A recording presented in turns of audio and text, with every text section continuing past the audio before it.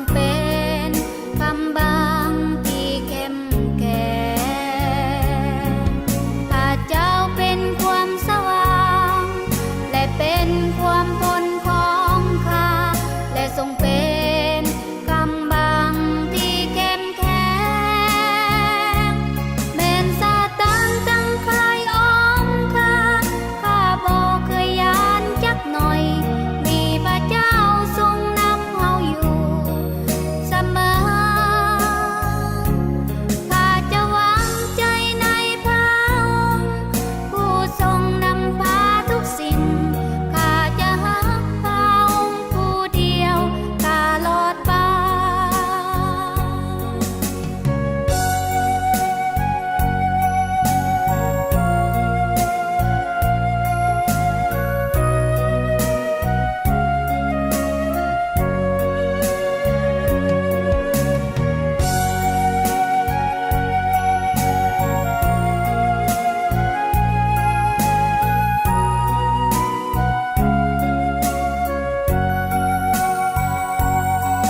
ข้าเจ้าเป็นความสว่าง